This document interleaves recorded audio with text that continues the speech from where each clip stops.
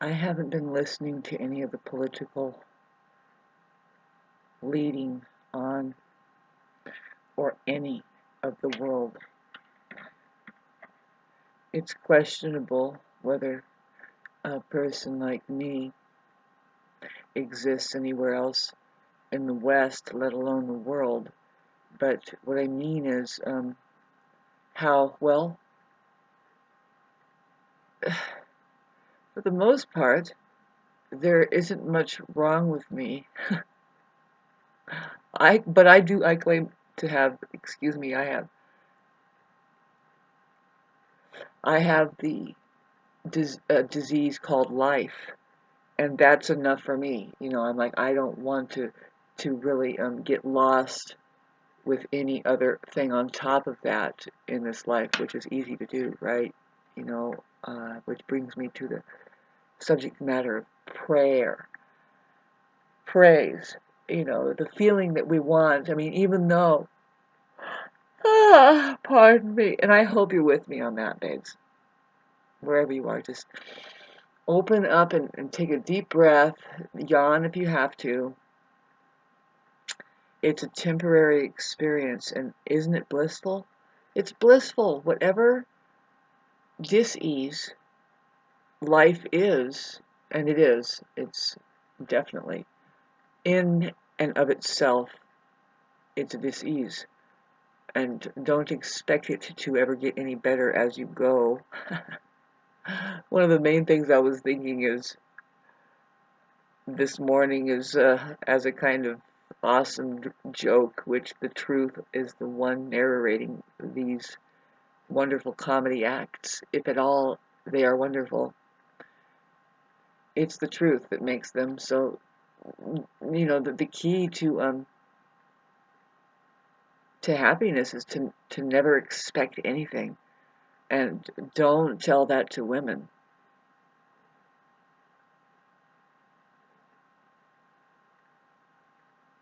I'm just kidding. God, that's a terrible thing. But no, the whole roll on, like you can expect or not expect. The golf ball is still going to roll down the gutter when you drop it in. That's just the way it is. So um, at least pretend like you meant to do that, right? I mean, whatever it is, and you can't even expect it. So there you go. How awkward or stupid are you willing to look? You can surrender and just go like this, which here it is in the morning. I'm doing that every once in a while, just look. Oh, angle, golf ball, clear gutter, exit. It really goes smooth. You don't have to. Well, you do have to. Just make sure you get the golf ball in there and get it going.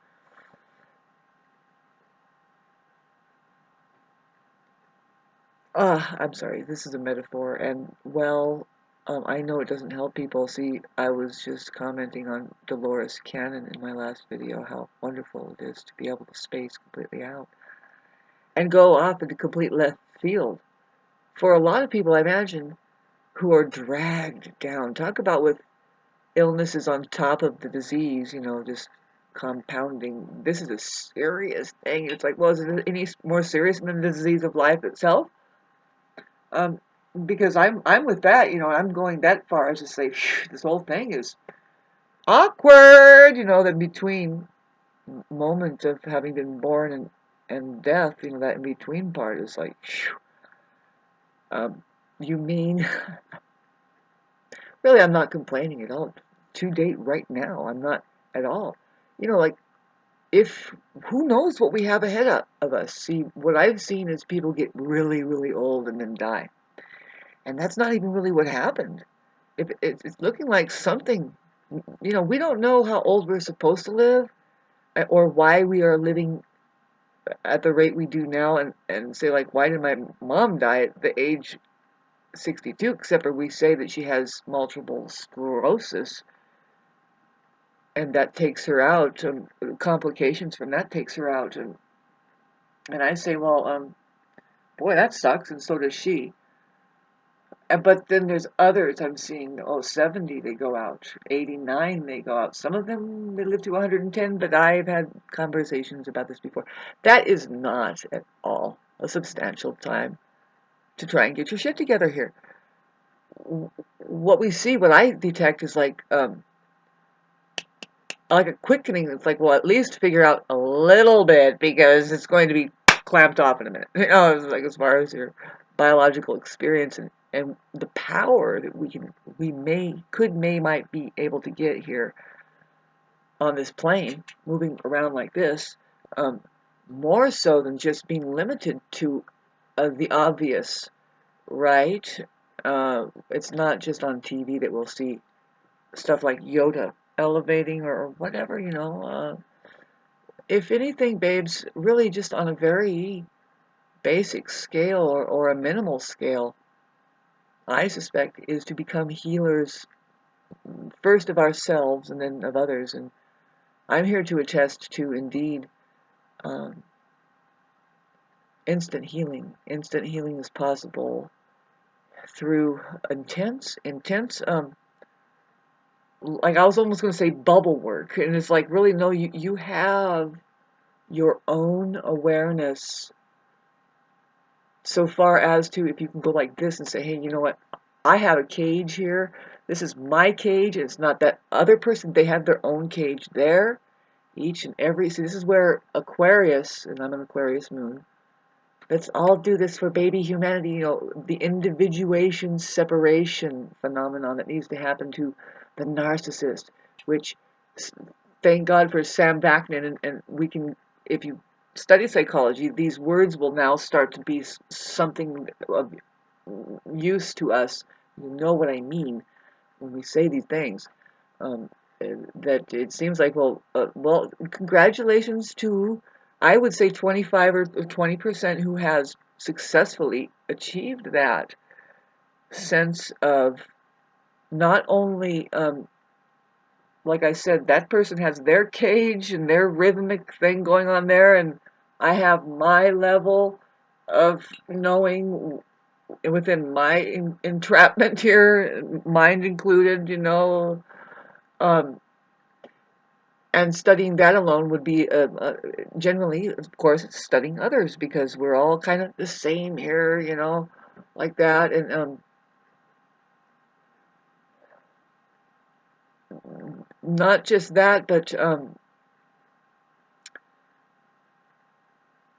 you know, our awareness of that is a big thing. That's saying that we are not, in fact, our biological experience, our bodies, what I mean, or the experiences that we're having.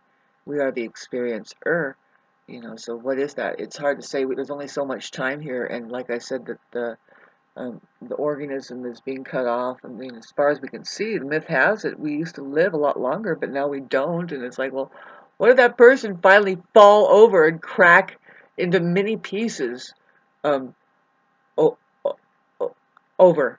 You know, was it a hard floor, or was it just because there was a table there? It's just that's what kind of eventually happened. Kind of like with my grandma, you know, she shouldn't have been left alone. And I say, oh, she could have lived 6 more years, and she could have been 95 instead of 89. But you look at it and it's like, well, but this thing that was going on with her, which is old age, right? You get onto old age and you just kind of no longer could stand up very straight anymore. I hate that story, don't you? This is like a Pluto Mars thing. Like how we get away from it? No, no. The truth is such, and you know who's really immature is those squares. It's in the air. It's like, you know, we cannot have mercy on the sick people who are in fact sick because they refuse to look at the truth. And then they have this language that crams together and just trashes a delicacy around that says, and God is not a punishing God. And it's like, yeah, but here's the truth about what's going on with your punishment if you happen to be experiencing in it. Um, any of it. It's that you can ignore the truth and or God. Boy, these are just words.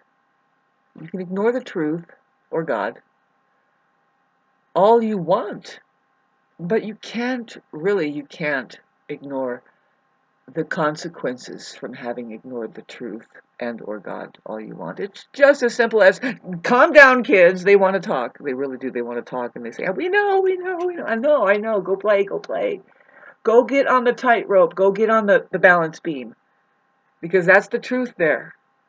And really, you want to get good at it and say, look, I'm doing this, and if I waver this way or that way, the truth will be is that I fall off of it. It's going to hurt. If I don't stay on it, it's not going to hurt. That's the truth about the balance beam. T. Letter T. Was that a coincidence? Coincidence, kids? No! There's no coincidences! Right on. Run away. Anyway, ice cream? You scream. We all scream.